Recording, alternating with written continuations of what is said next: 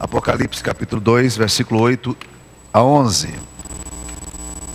A palavra de Deus diz: ao anjo da igreja em Esmirna escreve: estas coisas diz o primeiro e o último, que esteve morto e tornou a viver. Conheço a tua tribulação, a tua pobreza, mas tu és rico, e a blasfêmia dos que a si mesmos se declaram judeus e não são, sendo antes sinagoga de Satanás. Não temas as coisas que tens de sofrer. Eis que o diabo está para lançar em prisão alguns dentre vós, para ser dispostos à prova, e tereis tribulação de 10 dias. Sê fiel até a morte, e dar-te-ei a coroa da vida. Quem tem ouvidos, ouça o que o Espírito diz às igrejas. O vencedor de nenhum modo sofrerá dano da segunda morte. Essa é a palavra de Deus. Nada a temer. Parece-nos que é exatamente o que nós lemos nesse texto de Apocalipse capítulo 2, versículo 11, 8 a 11. Portanto, nós temos apenas 4 versículos aqui descrevendo uma igreja. Qual é a descrição que nós encontramos da igreja de Esmirna? Essa igreja que ficava na Turquia, a quem Jesus pede para que João escreva essa carta e envie. O próprio Senhor Jesus, dono da igreja, manda essa carta a essa igreja. Existem 3 palavras aqui que definem essa comunidade. A primeira palavra é tribulação. A palavra de Deus diz: conheço a tua tribulação. A segunda palavra é a palavra pobreza. Deus diz: eu conheço a tua pobreza.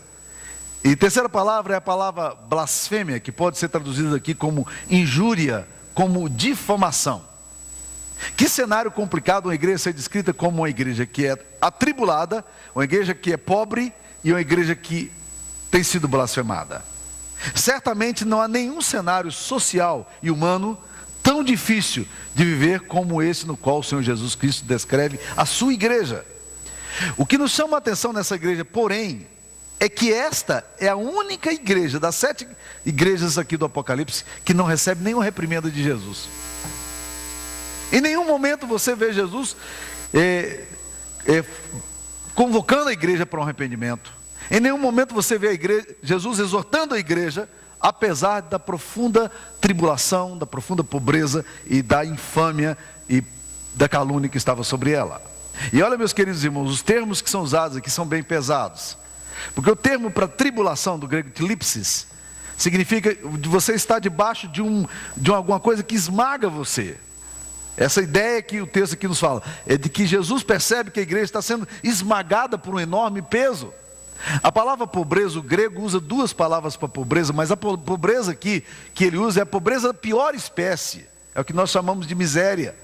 Jesus olha para a sua igreja e diz assim: vocês vivem numa pobreza absoluta, que é a destituição de tudo que poderia trazer qualquer bem-estar. E o texto nos diz que parece-nos que pelo menos 2 coisas podem ter gerado isso. Os comentaristas argumentam.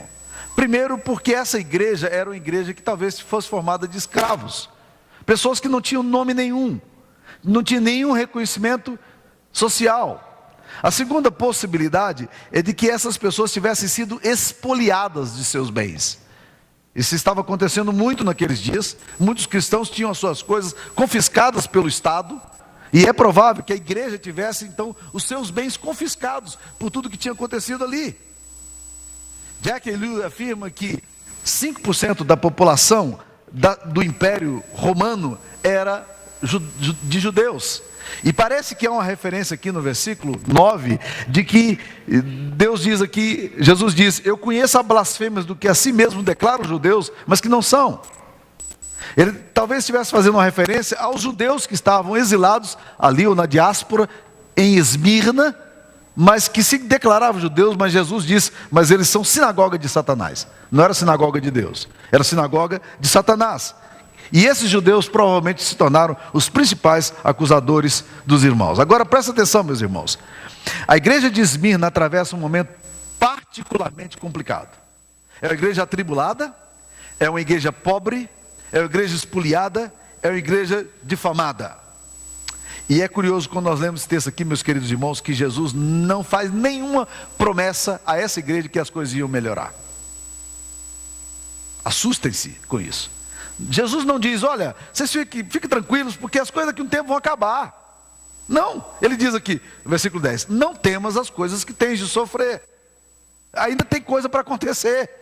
Eis que o diabo está para lançar em prisão alguns dentre vós, para ser dispostos à prova, e tereis tribulações de 10 dias. Essa referência, tribulação de 10 dias em Apocalipse, é a ideia de um período delimitado, mas ainda haveria tribulação sobre a igreja. Satanás ainda estava de olho nessa igreja, e Jesus disse, ele vai obter certas vitórias sobre vocês.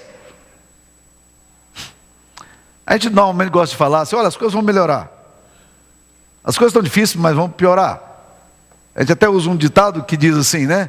Depois da chuva, vem a enxurrada e leva tudo, como diz um amigo meu pessimista, né? As coisas para Esmirna não estavam melhorando. Vocês vão ter tribulação.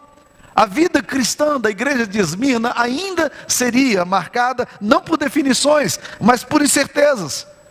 Não por promessas de libertação, mas por convicções de maiores tribulações. Não com promessas de que Deus interviria de forma sobrenatural para acabar com a tribulação, mas a aflição e a pobreza do seu povo ainda haveriam de se manifestar. Isso significaria provação por mais algum tempo. E meus queridos irmãos, alguma coisa extremamente séria para a gente poder pensar. O que é que Deus está querendo ensinar à igreja de Esmirna? O que é que Deus quer ensinar a nós aqui nessa noite?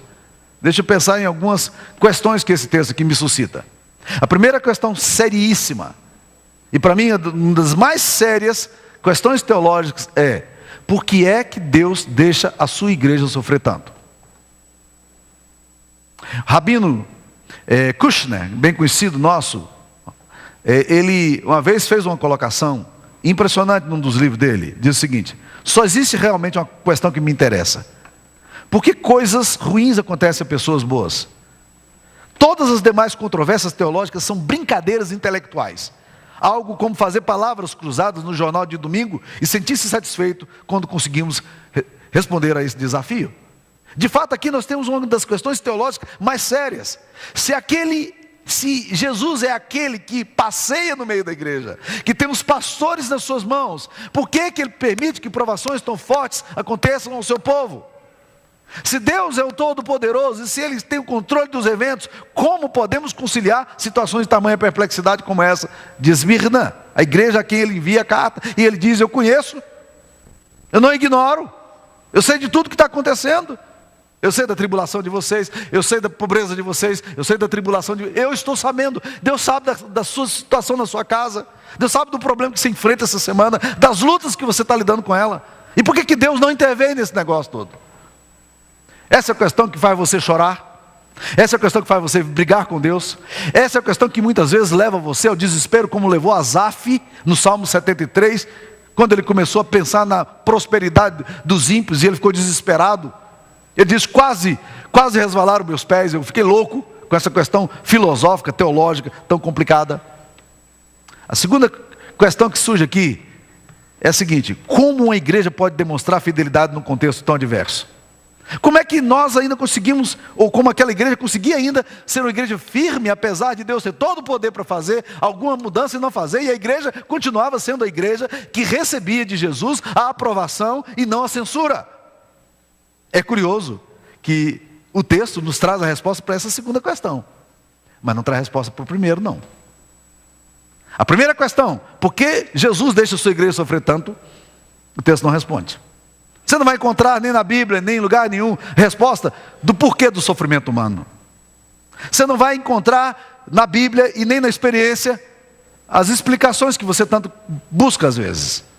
Quantas vezes pessoas angustiadas vieram e disseram: pastor, por quê? Eu digo: eu não tenho resposta. Vem cá, vou abraçar, eu vou chorar com você, mas eu não tenho o que dizer. A gente, diante de determinado sofrimento, a gente silencia e a gente vai para a presença de Deus e diz: eu não consigo entender nada. Por isso que a pergunta talvez mais certa para o cristão não é a pergunta por que essas coisas me aconteceram, mas é para que elas estão acontecendo. E talvez seja essa a razão pela qual a igreja de Esmirna consegue demonstrar fidelidade num contexto tão adverso, porque ela consegue entender o para quê.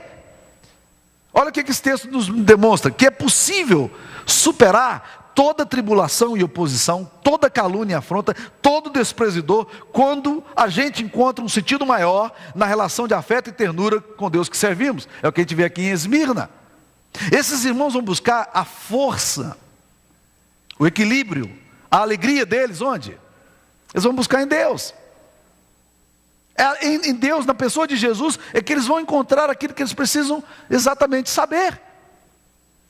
Não existe outro lugar. Essa igreja vai para Jesus. Em outras palavras, nenhuma acusação é forte demais, profunda demais, nenhuma crise é grande demais, quando nós começamos a encontrar o nosso sentido na nossa comunhão com Deus. E presta atenção, meus queridos irmãos. Talvez uma experiência posterior dessa igreja de Esmirna, vai ilustrar exatamente de forma prática e profunda o que nós estamos querendo aqui expor a partir da palavra de Deus. Um dos mais conhecidos mártires da história da igreja foi um homem chamado Policarpo. Policarpo é um dos pais da igreja. Ele se tornou bispo dessa igreja alguns anos depois. Ele era discípulo de João e foi queimado vivo numa fogueira no dia 23 de fevereiro de 155 depois de Cristo. Policarpo. Num dia de sábado, um dia de festa, porque Esmirna era um local onde tinha muita festa, muitos jogos olímpicos. Por isso que Jesus vai prometer a essa igreja aqui, que essa igreja vai ter a coroa da vida. Policarpo morreu no dia 23 de fevereiro de 155 depois de Cristo, no dia de sábado, perante a multidão. Ele foi levado diante do procônsul romano, que disse o seguinte: Policarpo, amaldiçoa Cristo e eu o ponho em liberdade. E ele respondeu: por 86 anos tenho servido a ele, e ele não me tem feito senão bem, como posso amaldiçoar o meu rei e salvador? Como o procônsul insistisse, Policarpo afirmou: como você está fazendo de conta que não sabe quem eu sou? Quero declarar abertamente quem eu sou cristão. O procônsul retrucou: tem aqui alguns animais ferozes, aos quais o entregarei, a menos que mude sua atitude.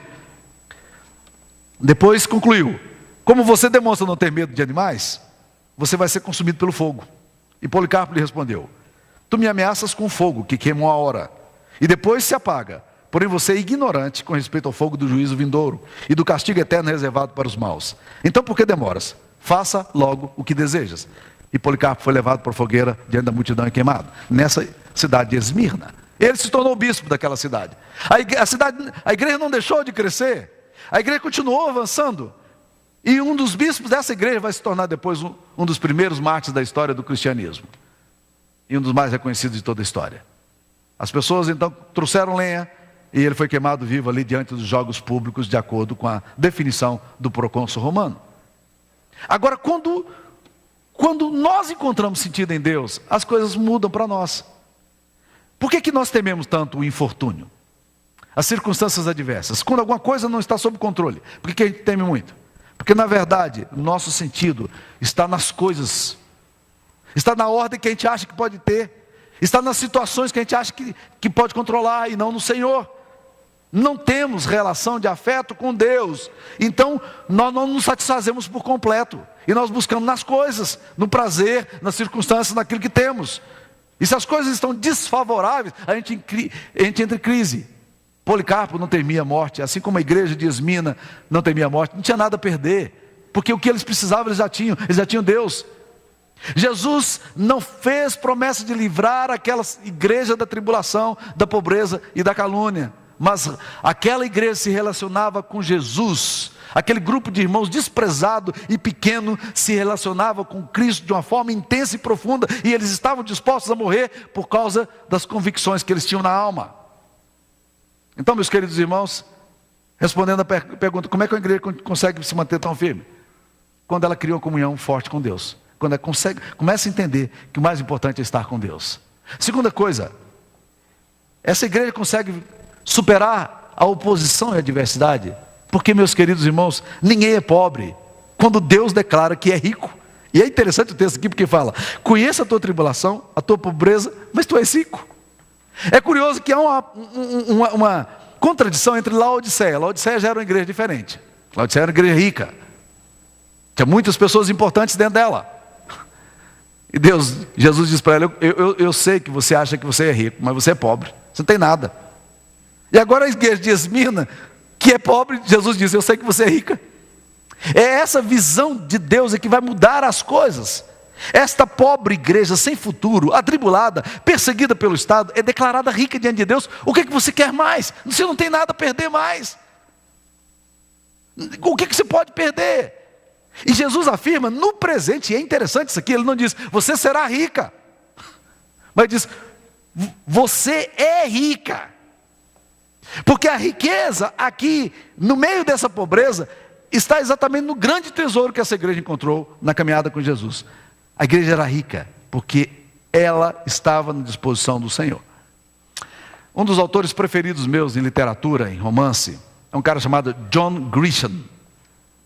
Ele é um escritor batista, que escreve muito sobre advocacia, e ele tem umas intricadas fórmulas de trabalhar os textos, e eu sou apaixonado por ele. Normalmente quando eu viajo para fora do Brasil e vou para os Estados Unidos, eu já fico olhando na estante os últimos lançamentos do John Grisham, e eu compro ali em inglês, aqueles livrinhos baratinhos de $7, dessa grossura que você compra, e você ali no aeroporto mesmo você já acha. É a leitura minha de férias. John Grisham. Vários livros dele já estão traduzidos em português. Ele esteve aqui em Anápolis. Gostaria muito de tê-lo conhecido, mas quando eu soube já tinha passado por aqui, e foi bem rápido, porque ele estava escrevendo um romance e ia citar o Brasil, e ele pegou um voo aqui em Asa do Socorro, e o piloto perguntou: o que você faz nos Estados Unidos? Ele disse: eu escrevo, sou escritor. Disse: qual é o seu nome? John Grisham. Ele disse: olha, eu leio muitos livros seus, né? Já esteve aqui em Anápolis, John Grisham. Mas John Grisham escreveu um livro maravilhoso. Se você gosta de uma boa literatura, se você gosta de um bom romance, leia o romance chamado O Testamento, de John Grisham. Ele conta a história, obviamente é uma ficção, de um homem bilhardário, que tem 3 filhos de 3 diferentes mulheres. E a família é extremamente bagunçada. E uma das filhas dele é uma médica que se formou na faculdade e resolveu dar a sua vida trabalhando com novas tribos aqui no Brasil. E ela vai trabalhar no meio da tribo Ipiúca, no Mato Grosso. É ficção, viu, gente? Aí ele veio trabalhar na tribo Ipiúca. E aí, quando o velho está para morrer, ele faz uma declaração complicadíssima. Ele fala o seguinte: o meu dinheiro é a raiz de toda a minha miséria. E ele então chama 3 psiquiatras, os 3 advogados dele, uma fortuna imensa, e ele então pergunta aos psiquiatras: queria que vocês atestassem se eu estou bem de cabeça ou não estou. Eles disseram: não, você está ótimo. E conversaram com ele, fizeram o laudo, está tudo certinho, está tudo. Então me deu o laudo de que o meu estado psiquiátrico está bom. Está tudo ok? Está. Aí ele vira e fala assim: advogado, se inscreva aí que o laudo está tudo ok, e eu quero agora fazer o meu testamento. Ele faz o testamento dele. Na hora que ele faz o testamento, ele vai em direção, com a cadeira de roda, vai em direção à janela de vidro, e bate na janela de vidro, e cai lá embaixo e suicida. E agora eles têm que encontrar, dentro dessa fortuna, ficou $11 bilhões.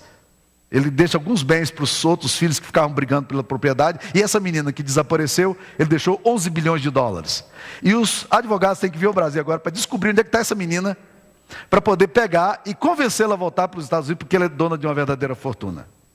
E aí, depois de muita luta para descobrir onde é que essa médica está, descobre ela lá no meio do Mato Grosso, escondida no meio de uma tribo, né? E vem na canoinha, é uma mulher bilhardária, e está ali agora cuidando de índios. Aí eles chegam, ela se assusta: o que aconteceu? Eles contam o caso: seu pai morreu, ela não tinha nenhum contato com o pai, e ele deixou uma fortuna para você de $11 bilhões. Ela olhou para ele e disse, para eles e disse: eu não quero essa fortuna. Aí: como assim você não quer essa fortuna? Não quero, eu não quero esse dinheiro. Por que eu preciso de dinheiro? Eu tenho tudo aqui, os meus irmãos, minha família, meu Jesus está tudo aqui. E aí entra numa crise tremenda. O romance vai trabalhar em cima dessa ideia aí. Eu não vou contar todo o romance, senão vocês vão ficar desestimulados para contar. Mas o ponto é esse. Gente, quem é rico, gente? O texto aqui diz que ninguém é pobre quando Deus declara que é rico. Deus tem uma forma diferente de avaliar nossa situação, nossas finanças, nossa condição. No meio da profunda pobreza, a igreja de Tessalônica manifesta grande riqueza, diz Paulo, porque pega do pouco que tinham e mandam para Jerusalém, para uma outra comunidade que estava passando por situações financeiras difíceis. O que é riqueza e o que é pobreza? Ninguém é pobre quando Deus declara que é rico. Mas há muita gente que acha que é rico e está pobre. No meio de toda essa oposição, calúnia e pobreza, Jesus dá 2 conselhos à igreja de Esmirna. O primeiro conselho está aqui: não temas as coisas que tem que sofrer. Em outras palavras, Jesus está dizendo: haja o que houver, não tenha medo. É isso que Jesus está dizendo à sua igreja. Não se assuste, haja o que houver, o que acontecer, não fique com medo. Quando Deus fala para não ter medo, como Ele falou a essa igreja, nessa situação tão complicada, Ele dá poder para tanto. Ele capacita. Quando Jesus diz para a gente não ter medo, algo poderoso acontece dentro de nós. A perseguição não era apenas um caso de prisão e tortura, mas era, na visão do próprio Jesus, que era a ação do diabo. Mas Deus diz: não tenha medo, porque o próprio Deus nos manda agir com base na segurança daquilo que Ele é. Então não fique com medo, haja o que houver, não tenha medo. Então, se você está passando por tribulação, meu irmão, se você está passando por dias de perdas, se você está debaixo de grande infâmia e calúnia, se você se sente exatamente espoliado, roubado, haja o que houver, a grande riqueza que você pode ter é Jesus, então não tenha medo. Segunda coisa que esse texto, que Jesus aconselha a sua igreja: ser fiel até a morte. Jesus está dizendo, em outras palavras: aconteça o que acontecer, fique firme na fé, até a morte. Ser fiel até a morte, e dar-te-ei a coroa da vida. Ele não está dizendo: olha, você precisa de uma fidelidade um tempo aí, pelo menos 3 anos você vai ter que ser fiel. Olha, dos próximos 10 anos, você mantenha-se firme a Deus, e faz aí um depósito aí, para que quando você ficar velho. Não. Ele está dizendo: ser fiel até a morte. Não retroceda, não desista, é tudo ou nada. Existe uma coroa para ser entregue àquele que cruzar a linha da chegada. E não adianta bancar o coelho das corridas olímpicas. Sabe o que é o coelho? O coelho é aquele cara que você solta numa corrida para estimular os corredores fundistas a puxarem um pouco mais para bater os recordes.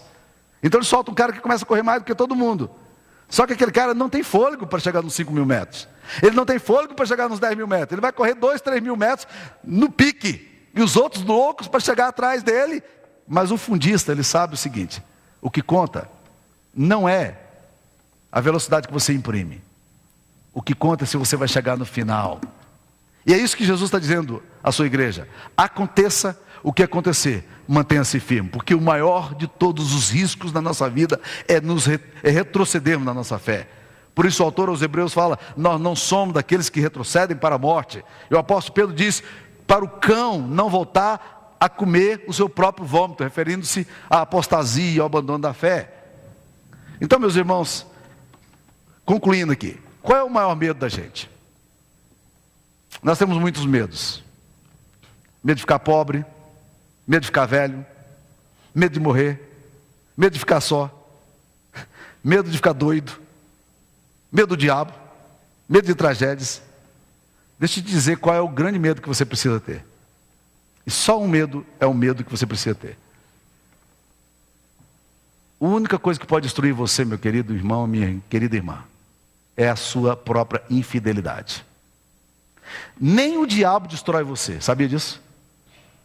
Nem o diabo destrói você. Mas a minha infidelidade arrebenta comigo. Quando nós nos mantemos fiéis, o diabo pode fazer o que ele quiser, mas nós não vamos retroceder. Por isso Jesus diz aqui agora, e ele fala também quando ele estava com... Ele diz aqui agora: ser fiel até a morte, dar-te-ei a coroa da vida. Seja fiel. E ele falou isso também para os discípulos, ele disse: não temais aqueles que podem matar o seu corpo, temei antes aqueles que podem colocar no inferno tanto o seu corpo como a sua alma. Esse é o grande risco da gente. A igreja de Esmirna estava sob ameaça de morte, mas aquele que falou, que exortou, é aquele que relativizou a morte. Ele foi aquele que ironizou e ressuscitou dentre os mortos no 3º dia. Por isso que ele se declara aqui: essas coisas diz o primeiro e o último, que esteve morto e tornou a viver. Em outras palavras, Jesus está dizendo: olha, eu morri também, mas eu tornei a viver. É isso que Jesus está ensinando. Os fiéis daquela igreja teriam o mesmo destino do seu mestre. Eles poderiam morrer na perseguição, eles poderiam morrer como Policarpo morreu, mas eles sofreriam apenas a morte física, porque o texto diz no versículo 11: o vencedor de modo algum sofrerá dano da segunda morte. A segunda morte é a morte espiritual. Existem três tipos de morte na Bíblia. Morte na Bíblia é sempre separação. Você pode, a morte física é a separação do seu corpo com a sua alma. A morte espiritual é a separação sua de Deus. A morte eterna é a separação de Deus em relação a você. É quando você se distancia eternamente de Deus. E Jesus está dizendo, não temam, porque vocês, aquele que for vencedor, não vai sofrer o dano da segunda morte. Vai morrer a primeira, a vida vai embora, e nós todos vamos passar mesmo, mas nós vamos continuar. Essa é a garantia que nós temos aqui. Os títulos de Jesus nessa carta, logo no início, quando diz no versículo 8, eu sou o primeiro e o último, que esteve morto e tornou a viver, é exatamente uma relação muito clara com a igreja de Esmirna, que estava enfrentando a morte. Jesus experimentou a amargura da morte e triunfou sobre ela. Alguns morreriam, como Policarpo, o líder dessa igreja, posteriormente morreu. Esmirna era uma cidade que tinha Jogos Olímpicos. Então era normal, no final das corridas, os vitoriosos receberem seus lauréis. Jesus lembrou-se aqui agora de dizer àqueles que vão correr a sua vida cristã: ser fiel até a morte, eu vou te dar a coroa da vida. Alguns anos atrás, 14, 15 anos, mais ou menos, um dia eu chego, a nossa sala de televisão ficava lá embaixo, na nossa casa, e um dia eu chego lá na sala de televisão, minha esposa estava se derretendo, estava chorando muito. Não é muito incomum encontrar minha mulher se derretendo, né? Mas ela estava lá se derretendo, chorando, e eu querendo saber se o problema não era comigo, né? Eu perguntei para ela: querida, o que está acontecendo? Ela tinha acabado de ouvir uma entrevista de um repórter da CBN, fazendo um especial no Iraque. Eles estavam naquela época pensando se mandavam ou não soldados para o Iraque. Agora fez 10 anos que os americanos foram para lá, né? Os soldados da OTAN foram para lá e tudo, mas naquela época estavam ainda naquelas brigas lá com aquele maluco que era o ditador naquela época. E quando eu chego lá embaixo, minha esposa chorando, ela tinha ouvido a reportagem, estava muito fragilizada, e ela foi me contar. O que ela acabou de ouvir? Um entrevistador descobriu, numa favela do Iraque, um grupo de cristãos. Pasmem vocês. De qual igreja que esses irmãos eram? Presbiterianos. Imagina. Você pode imaginar que no Iraque tem um grupo de cristãos presbiterianos? O líder da igreja era um garoto. Ele era diácono da igreja e tinha 17 anos de idade. 17 anos de idade. No Iraque, uma pessoa que se declara cristã, ela pode ficar lá. Mas ela não pode pregar o evangelho. Ela não pode ter acesso às escolas públicas. Ela não pode ter emprego público. Ela não tem nenhuma possibilidade de crescer na vida. E o repórter chega, todo vestido, né? E chega e fala assim: mas não é muito triste essa vida de vocês? E o diácono, com os olhos brilhando, olhou para ele e falou assim: triste? Vocês acham que nós somos tristes? Nós não somos tristes. Nós temos Jesus. O que mais basta para nós? Nós não precisamos de mais nada. Jesus morreu, Ele ressuscitou, Ele é o Senhor da nossa igreja, da minha vida. Nós não precisamos. E aí, o repórter, ouvindo a coisa, ele não consegue mais lidar com aquela tensão toda, e ele começa a se desconcertar, e o cameraman, ele começa a tentar encontrar um ângulo, mas a coisa fica muito complicada, muito constrangedora. Quem é rico e quem é pobre? Quem é rico e quem é pobre? Laodiceia era uma igreja que achava que estava com tudo. Estou rica, abastada, não preciso de coisa alguma. Jesus diz: você é pobre, e você não sabe que você é cega, miserável, nu. Eu te aconselho para que compre de mim colírio para colocar nos seus olhos. Compre roupa nova, está complicado, está tudo embaçado, os seus valores estão tudo perdidos. Esmirna não tem nada. Esmirna é pobre, Esmirna é difamada, é espoliada, é atribulada. Mas Jesus disse: você é rica. Você é rica, sabe por quê?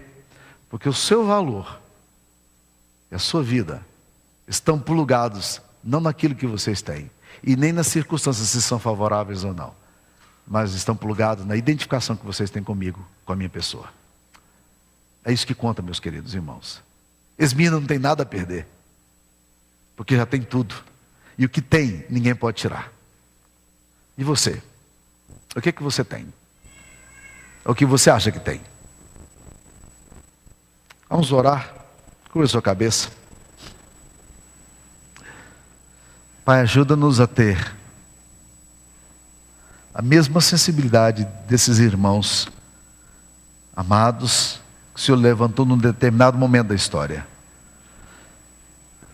Deus, que a tribulação, que a pobreza, que as circunstâncias favoráveis, as pessoas, não tirem nem roubem de nós a alegria de celebrarmos aquilo que já temos.